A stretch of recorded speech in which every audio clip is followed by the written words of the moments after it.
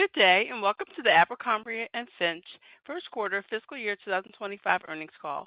At this time, all participants are in listen-only mode. After the speaker's presentation, there will be a question-and-answer session. To ask a question at that time, please press star 11 on your telephone. To remove yourself from the queue, please press star 11 again. Today's conference is being recorded. At this time, I would like to turn the conference over to Mo Gupta. Please go ahead. Thank you. Good morning and welcome to our first quarter 2025 earnings call. Joining me today on the call are Fran Horowitz, Chief Executive Officer, Scott Lipesky, Chief Operating Officer, and Robert Ball, Chief Financial Officer. Earlier this morning, we issued our first quarter earnings release, which is available on our website at corporate.abercrombie.com under the Investors section. Also available on our website is an investor presentation. Please keep in mind that we will make certain forward-looking statements on the call. These statements are subject to the safe harbor provisions of the Private Securities Litigation Reform Act of 1995 and are subject to risks and uncertainties that could cause actual results to differ materially from the expectations and assumptions we mentioned today. These factors and uncertainties are discussed in our reports and filings with the Securities and Exchange Commission. In addition, we'll be referring to certain non-GAAP financial measures during the call. Additional details and reconciliations of GAAP to adjusted non-GAAP financial measures are included in the release and the investor presentation issued earlier this morning. With that, I will turn the call over to Fran. Thanks, Mo, and thanks everyone for joining. I'm pleased to report first quarter results came in ahead of the expectations we provided in March on both the top and bottom lines. I am proud of how the team is applying our playbook to execute for our customer and our business. As we've mentioned before, our playbook and read and react model are an important part of the strong foundation we've built over years of transformation. This foundation allows us to manage and adapt to the environment while maintaining focus on strengthening our brands and company for the long term. We are one quarter into 2025, and our team is doing an excellent job balancing both of these priorities. For the first quarter, we delivered record net sales of $1.1 billion on growth of 8% to last year, above our expected range of 4% to 6%. Operating expense leverage partially offset lower gross margin and marketing investment, resulting in an operating margin of 9.3% and earnings per share of $1.59 for the quarter, both above the ranges we provided in March. We also used our strong balance sheet to return $200 million to shareholders through share repurchases, totaling 5% of shares outstanding as of the beginning of the year. We saw net sales growth across all regions in the first quarter. The Americas grew 7% on good traffic levels in both stores and digital, building on a terrific first quarter in 2024 where we grew 23%. In EMEA, we grew 12% on top of 19% growth last year. We saw continued strength in the UK and Germany, with digital demand complementing the positive reception we've seen to the 6 stores we opened in the region last year. In APAC, we grew 5% on top of 10% growth last year, with nice comparable sales performance in China. From a brand perspective, Hollister led the way, delivering record first quarter results with 22% net sales growth last year on top of 12% growth in the first quarter of 2024. We had strong comparable sales as well, up 23%. I am so proud of the Hollister team as they delivered the brand's 8th consecutive quarter of growth. Both AUR and units were up in the quarter, and growth was balanced across genders and categories, with strength in fleece, jeans, and skirts. Cross-channel traffic was strong in the quarter, and we continue to ramp marketing investment year over year to support growth. We're excited about the balance we are seeing in the assortment, and we look forward to the summer season officially kicking off. At Abercrombie Brands, results fell short of expectations. We saw a 4% net sales decline against stellar 31% growth and record net sales achieved in Q1 2024. Comparable sales were down 10% versus 29% comp growth last year, as we expected entering the quarter. Sales performance was primarily driven by AUR decline as we moved through winter carryover inventory. We also saw softer results in some of the spring categories that produced standout growth in Q1 last year.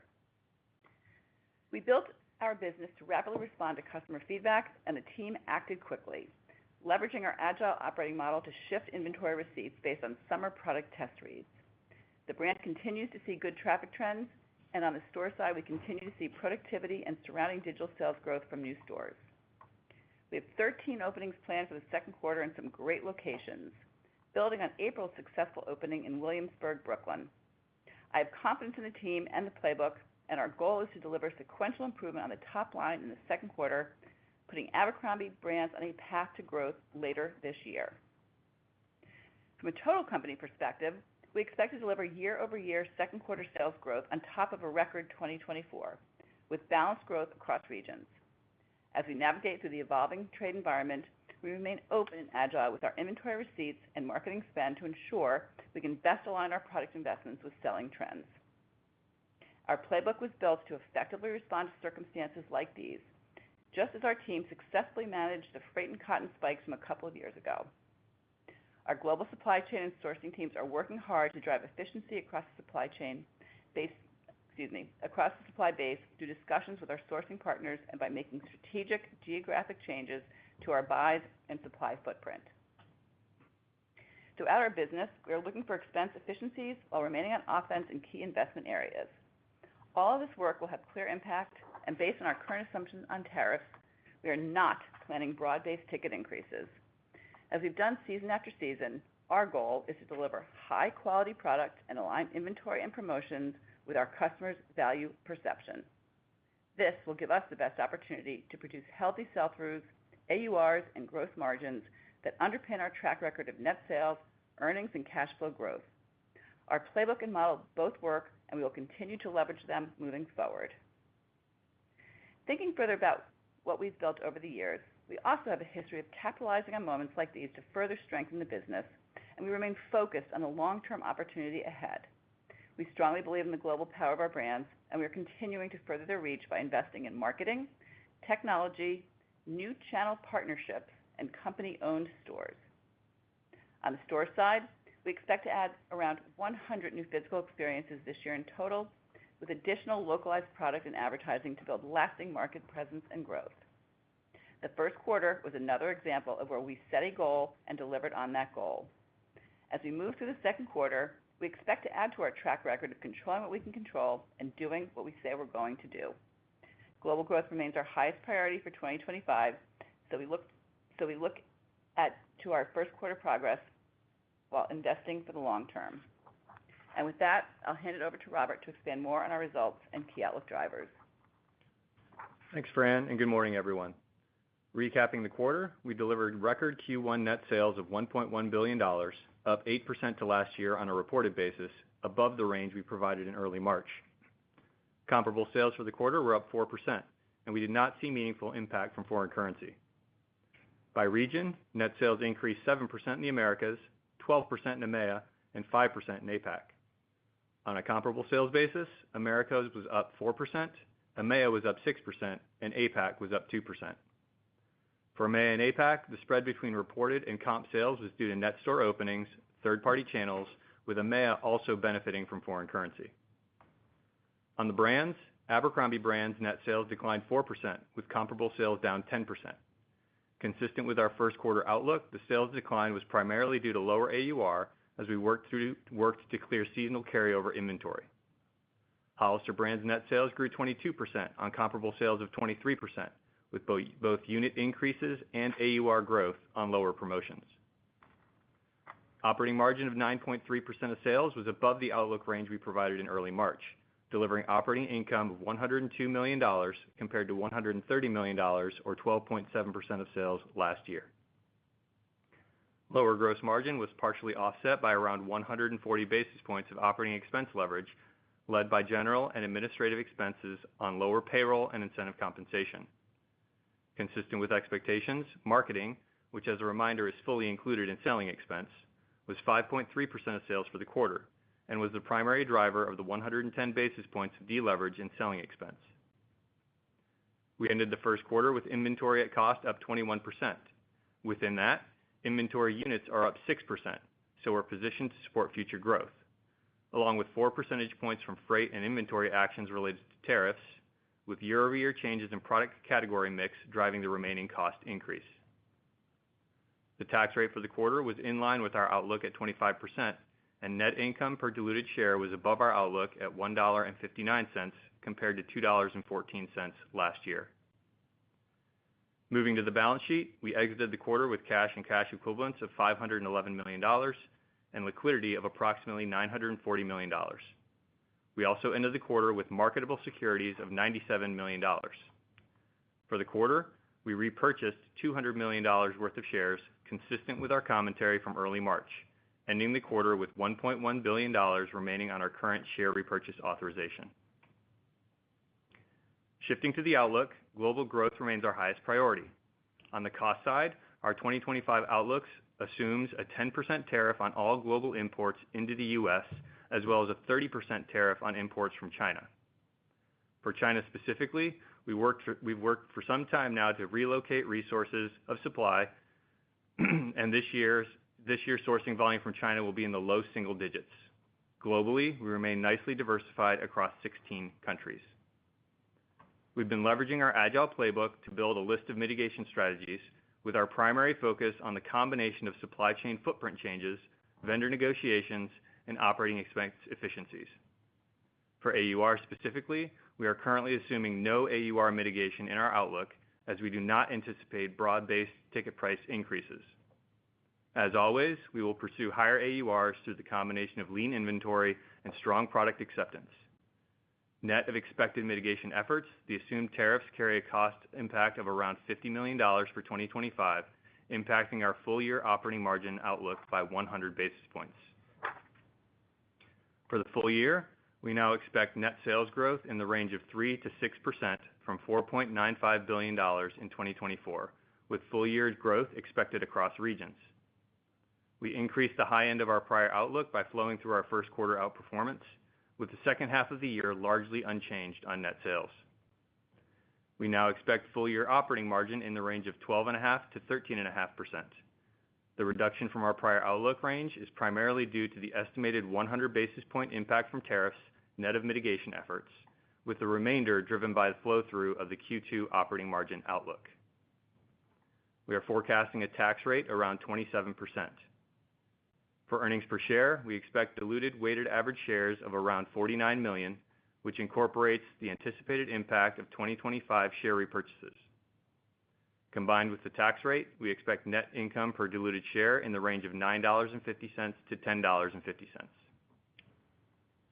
For capital allocation, we expect capital expenditures of approximately $200 million. On stores, we expect to deliver around 100 new experiences, including 60 new stores and 40 right sizes or remodels. We also expect to be net store openers, with our 60 new stores outpacing around 20 anticipated closures. At the current sales and operating margin outlook, we continue to target around $400 million in share repurchases for the year, subject to business performance, share price, and market conditions. For the second quarter of 2025, we expect net sales to be up 3 to 5% to the Q2 2024 level of $1.13 billion. We expect operating margin to be in the range of 12% to 13%. We continue to expect slightly higher costs from freight, as well as around $5 million of tariff impact, net of mitigation efforts. We expect no leverage or deleverage on expense at the midpoint of our outlook. We expect a Q2 tax rate around 28%.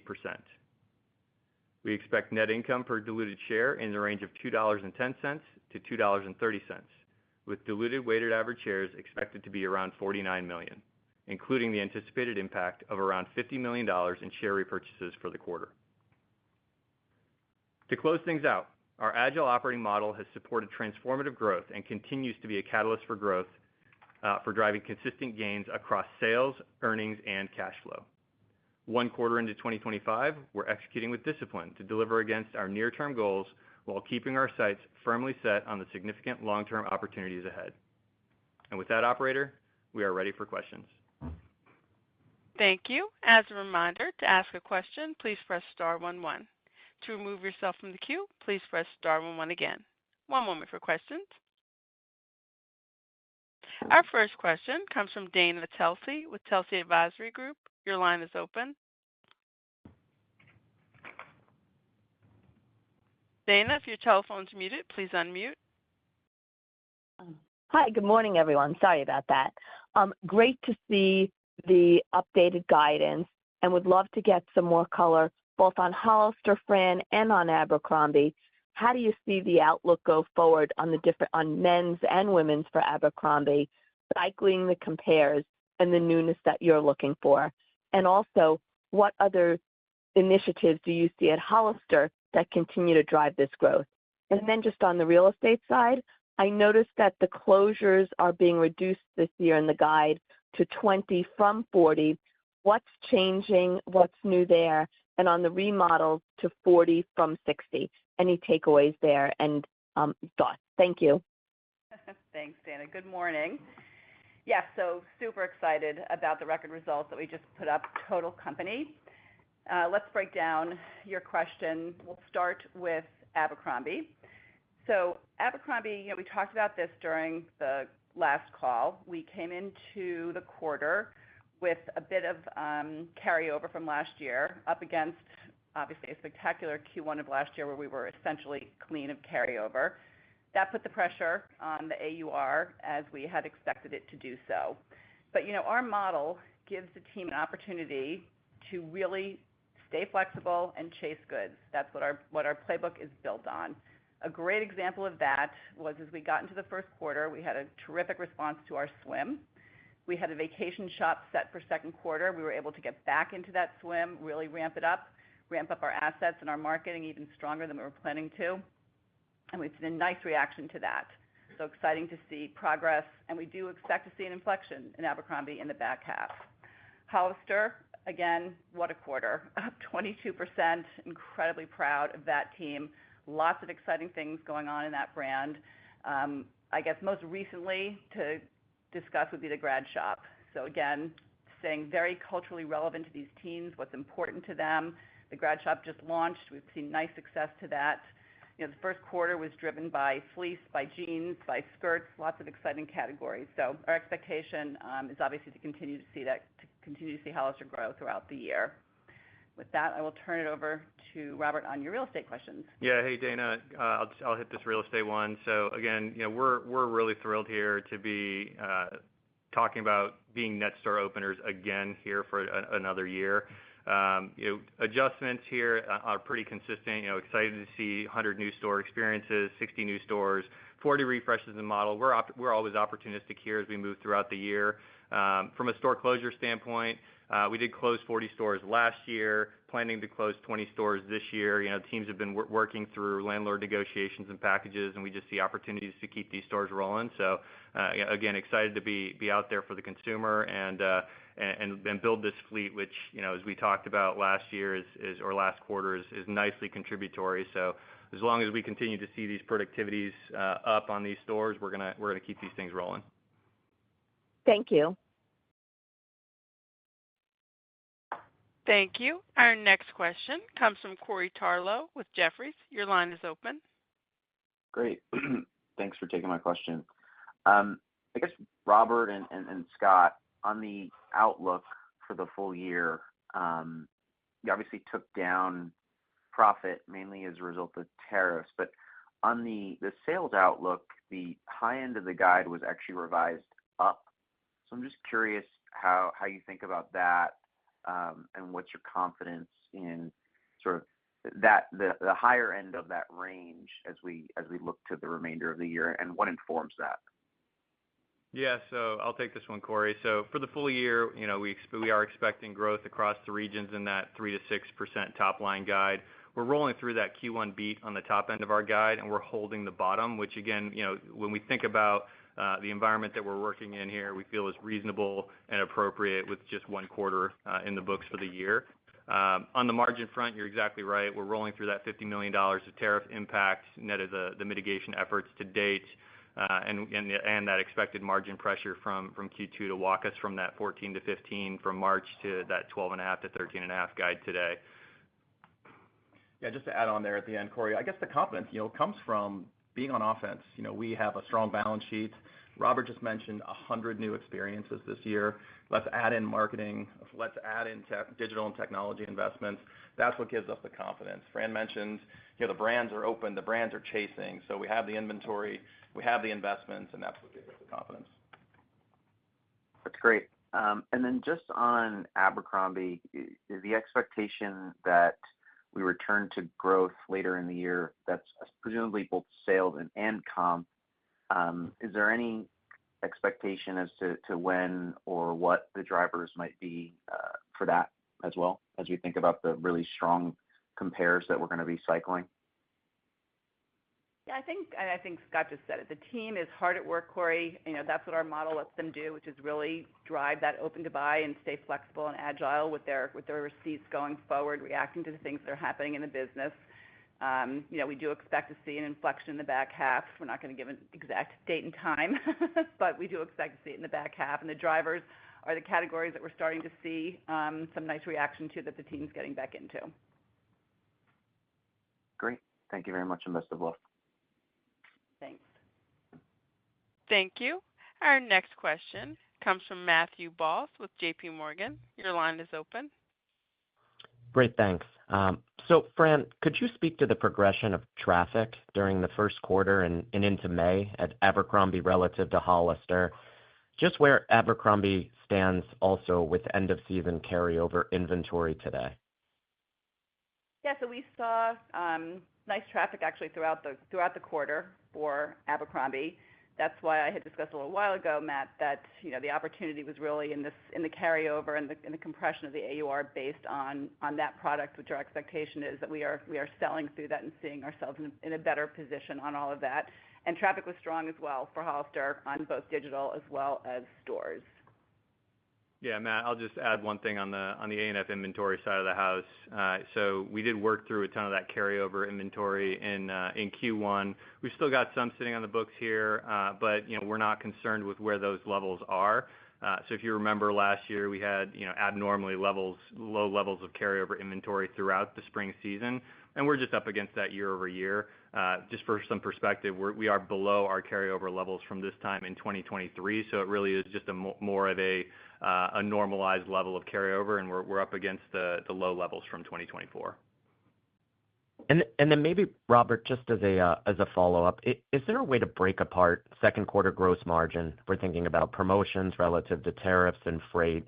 How best to think about gross margin progression in the back half of the year? And maybe just higher level, as we're thinking about operating margins multi-year, is there any give back in the model? Or how best to think about operating margins on a multi-year basis?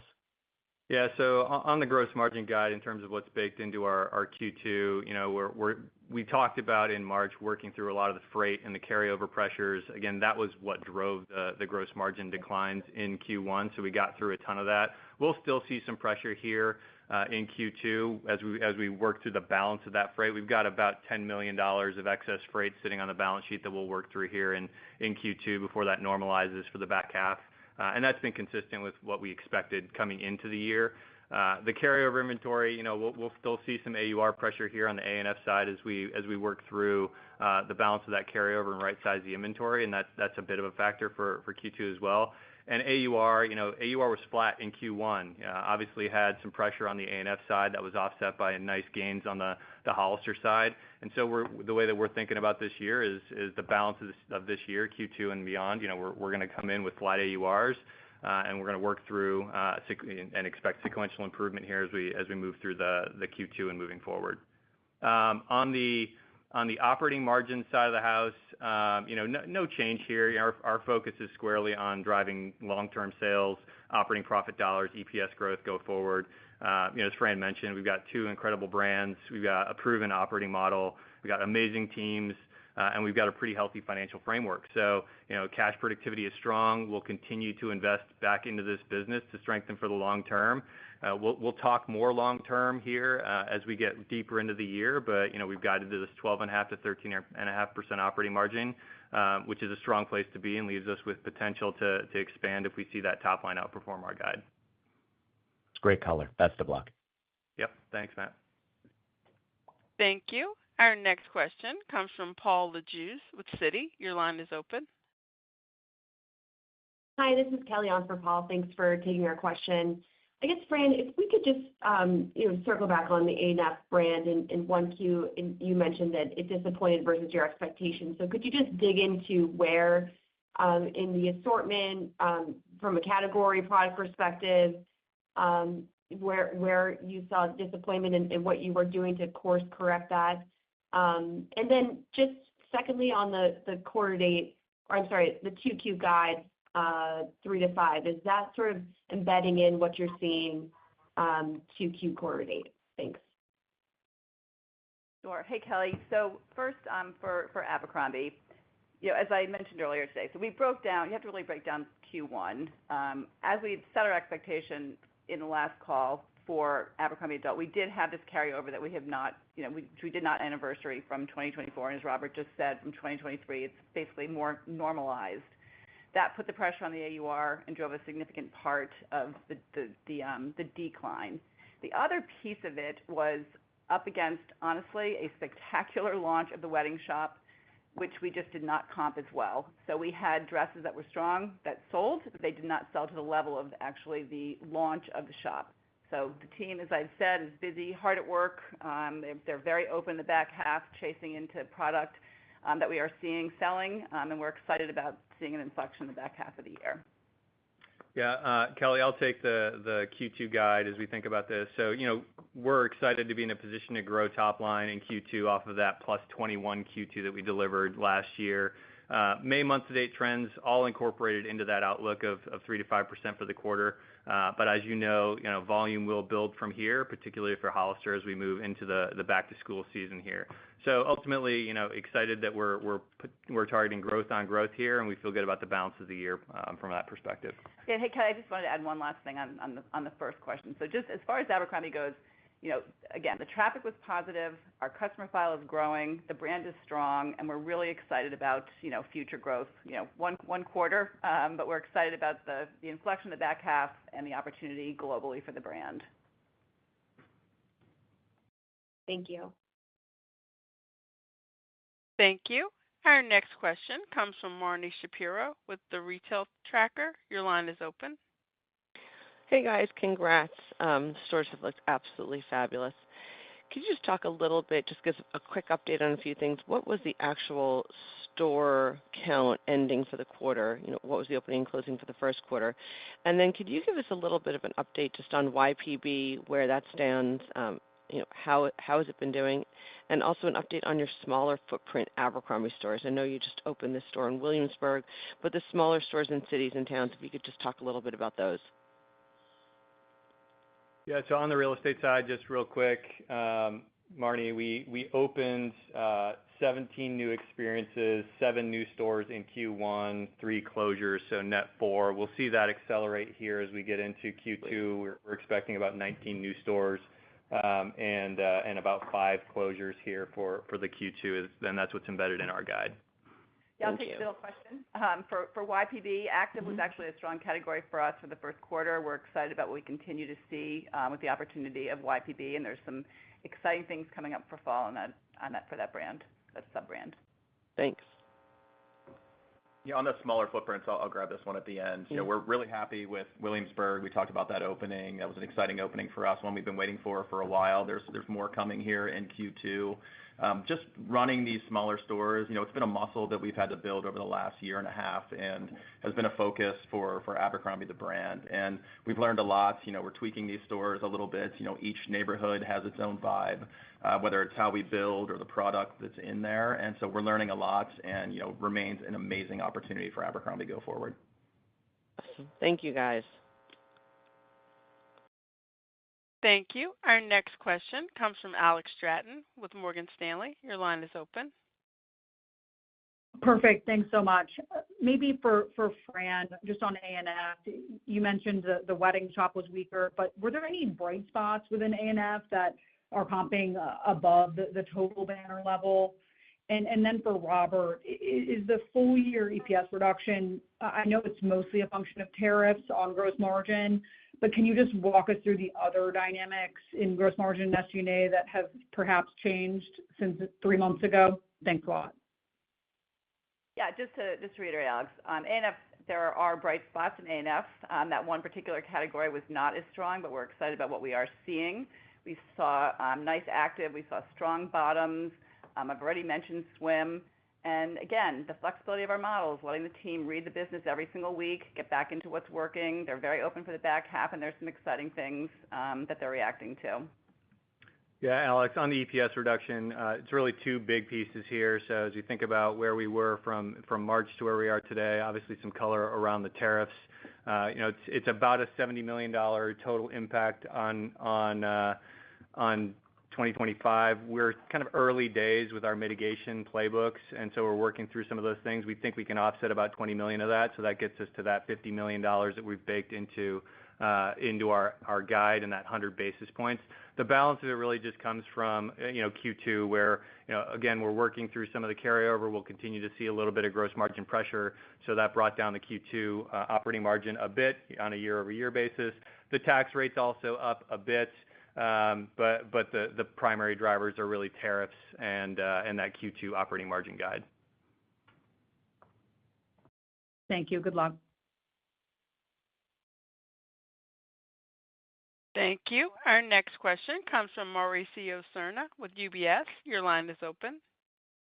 Great. Good morning, and thanks for taking my questions. First, could you break down on the Q1 gross margin, the puts and takes, between the carryover and freight cost pressures? And then on inventory, how are you thinking about inventory growth, as the year progresses? Thank you. Yeah, Mauricio. So no major surprises here on gross margin for Q1 based on what we shared in March. When you think about freight, it was more than half of that 440 basis point decline here in Q1, and then the balance of it was really the carryover pressure on the higher cost of the fall goods. AUR was roughly flat for the quarter, so ANF pressure with that sell-through of the carryover inventory offset by improvement in Hollister. So, as we think about where that goes for the balance of the year, we'll work through the balance of freight as we've been committing to all year. That should kind of work us through Q2.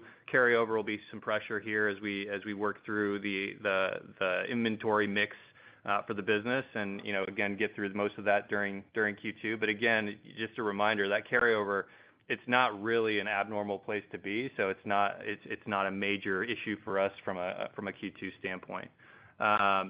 We generally don't guide inventory on a cost basis.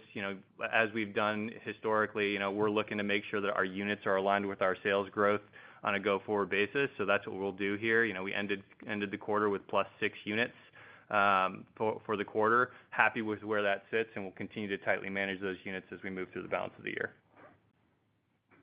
Understood. And just a quick follow-up on inventory.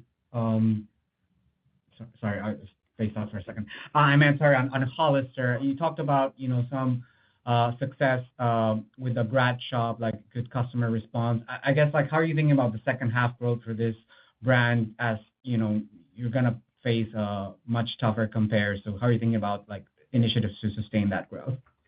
Thank you.